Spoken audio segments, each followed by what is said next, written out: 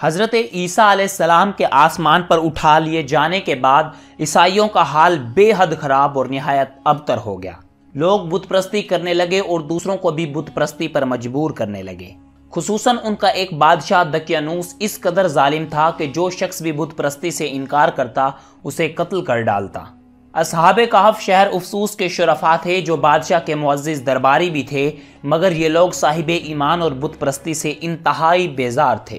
دقیانوس کے ظلم و جبر سے پریشان ہو کر یہ لوگ اپنا ایمان بچانے کے لیے اس کے دربار سے بھاگ نکلے اور قریب کے پہاڑ میں ایک غار کے اندر پناہ گزین ہوئے اور سو گئے۔ 300 سال سے زیادہ عرصے تک اسی حال میں سوتے رہ گئے۔ دقیانوس نے جب ان لوگوں کو تلاش کرایا اور اس کو معلوم ہوا کہ یہ لوگ غار کے اندر ہیں تو بے حد ناراض ہوا اور غصے میں یہ حکم دے دیا کہ غار کو ایک سنگین دیوار اٹھا کر بند کر دیا جائے تاکہ یہ لوگ اسی میں رہ کر مر جائیں اور وہی غار ان لوگوں کی قبر بن جائے۔ مگر دقیانوس نے جس شخص کے سپرد یہ کام کیا تھا وہ بہت نیک دل اور صاحب ایمان آدمی تھا۔ اس نے اصحاب کہف کے نام، ان کی تعداد اور ان کا پورا واقعہ ایک تختی پر کندہ کروا کے تانبے کے صندوق کے اندر رکھ کر دیوار کی بنیاد میں رکھ دیا اور اسی طرح کی ایک تختی شاہی خزانے میں بھی محفوظ کرا دی۔ کچھ دنوں میں دقیانوس مر گیا اور سلطنتیں بدلتی رہیں، یہاں تک کہ ایک نیک دل اور انصاف پرور بادشاہ جس کا نام بیدروس تھا تخت نشین ہوا، جس نے 68 سال تک بہت شان و شوکت کے ساتھ حکومت کی۔ اس کے دور میں مذہبی فرقہ بندی شروع ہو گئی اور بعض لوگ قیامت کا انکار کرنے لگے۔ قوم کا یہ حال دیکھ کر بادشاہ رنج و غم میں ڈوب گیا۔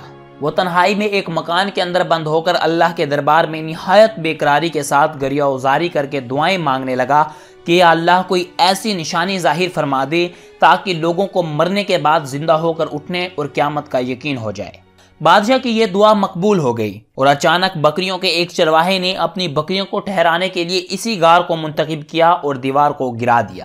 دیوار گرتے ہی لوگوں پر ایسی ہیبت و دہشت سوار ہو گئی کہ دیوار گرانے والے لرز کر وہاں سے بھاگ گئے اور اصحاب کہف بحکم الہی اپنی نیند سے بیزار ہو کر اٹھ بیٹھے اور ایک دوسرے سے سلام و کلام میں مشغول ہو گئے اور نماز بھی ادا کر لی۔ جب ان لوگوں کو بھوک لگی تو ان لوگوں نے اپنے ایک ساتھی یملیکھا سے کہا کہ تم بازار جا کر کچھ کھانا لاؤ اور نہایت خاموشی سے یہ بھی معلوم کرو کہ دقیانوس ہم لوگوں کے بارے میں کیا ارادہ رکھتا ہے۔ یملیکھا غار سے نکل کر بازار گیا اور یہ دیکھ کر حیران رہ گیا کہ شہر میں ہر طرف اسلام کا چرچا ہے اور لوگ اعلانیہ حضرت عیسیٰ علیہ السلام کا کلمہ پڑھ رہے ہیں۔ یملیکھا یہ منظر دیکھ کر حیران ہو گیا کہ آخر یہ ماجرا ہے کیا؟ اس شہر میں تو ایمان و اسلام کا نام لینا بھی جرم تھا، آج یہ انقلاب کہاں سے اور کیوں کر آ گیا؟ پھر یہ ایک نان بائی کی دکان پر کھانا لینے گیا اور دقیانوسی زمانے کا روپیہ دکاندار کو دیا جس کا چلنا بھی بند ہو چکا تھا، بلکہ کوئی اس سکے کا دیکھنے والا بھی باقی نہیں رہ گیا تھا۔ دکاندار کو شک ہوا کہ شاید اس کو کوئی پرانا خزانہ مل گیا ہے، چنانچہ دکاندار نے اس کو حکام کے سپرد کر دیا اور حکام نے اس خزانے کے بارے میں پوچھ گچھ شروع کر دی اور کہا کہ بتاؤ خزانہ کہاں ہے؟ یملیکھا نے کہا کہ یہ کوئی خزانہ نہیں ہے، یہ ہمارا ہی روپیہ ہے۔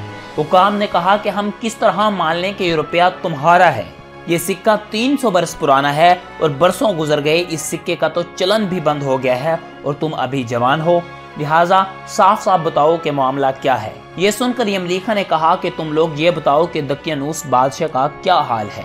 حکام نے کہا کہ آج روئے زمین پر اس نام کا کوئی بادشاہ نہیں ہے، ہاں سینکڑوں برس پہلے اس نام کا ایک بے ایمان بادشاہ گزرا ہے جو بت پرست تھا۔ یملیکھا نے کہا کہ ابھی کل ہی تو ہم لوگ اس کے خوف سے اپنے ایمان اور جان کو بچا کر بھاگے ہیں، میرے ساتھی قریب ہی ایک غار میں موجود ہیں، تم لوگ میرے ساتھ چلو، میں تم لوگوں کو ان کے ساتھ ملا دوں۔ چنانچہ حکام اور شہری کثیر تعداد میں غار کے پاس پہنچے۔ اصحاب کہف یملیکھا کے انتظار میں تھے۔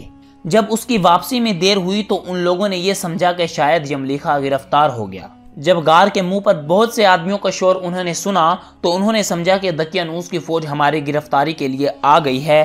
یہ لوگ نہایت اخلاص کے ساتھ ذکر الہی اور توبہ و استغفار میں مشغول ہو گئے۔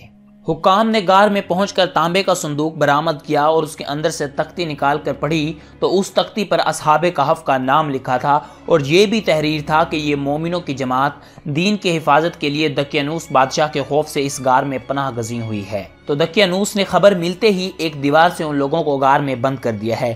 ہم یہ حال اس لیے لکھتے ہیں کہ جب کبھی بھی یہ غار کھلے تو لوگ اصحاب کہف کے حال پر مطلع ہو جائیں۔ حکام تختی کی یہ عبارت پڑھ کر حیران رہ گئے اور ان لوگوں نے اپنے بادشاہ بیدروس کو اس واقعے کی اطلاع دی۔ फौरन ही बेदरूस बादशाह अपने उमरा और शहरियों को लेकर गार के पास पहुंचा तो असहाबे कहफ ने गार से निकलकर बादशाह को सारा माजरा बयान किया।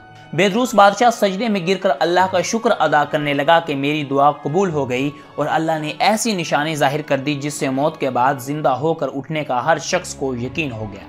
असहाबे कहफ बादशाह को दुआएं देने लगे कि अल्लाह तेरी बादशाही की हिफाजत फरमाए। फिर असहाबे कहफ ने अस्सलामु अलैकुम कहा और गार के अंदर चले गए और सो गए। इसी हालत में अल्लाह ने उनको वफात दे दी। बादशाह बेदरूस ने लकड़ी का संदूक बनवाकर असहाबे कहफ की मुकद्दस लाशों को इसमें रखवा दिया। अल्लाह ने असहाबे कहफ का ऐसा रौब लोगों के दिलों में पैदा कर दिया कि किसी की ये मजाल नहीं कि गार के मुंह तक जा सके। फिर बादशाह बेदरूस ने गार के मुंह पर एक मस्जिद बनवा दी और सालाना एक दिन मुकर्रर कर दिया कि तमाम शहर वाले इस दिन ईद की तरह ज़ियारत करने के लिए आया करें। असहाबे कहफ की सही तादाद अल्लाह ही बेहतर जानता है। अलबत्ता हज़रत अब्दुल्लाह बिन अब्बास रज़ी अल्लाह तआला अन्हु ने फरमाया, मैं उन्हीं कम लोगों में से हूँ जो असहाबे कहफ की तादाद को जानते हैं। फिर आपने फरमाया कि असहाबे कहफ की तादाद 7 है और 8वां उनका कुत्ता है। वहाब वॉइस के मुअज़्ज़िज़ दोस्तों, हम जो भी वीडियो बनाते हैं बहुत ज़्यादा रिसर्च के बाद बनाते हैं। आप हमारी मेहनत का सिला चैनल को सब्सक्राइब करके दीजिएगा। शुक्रिया।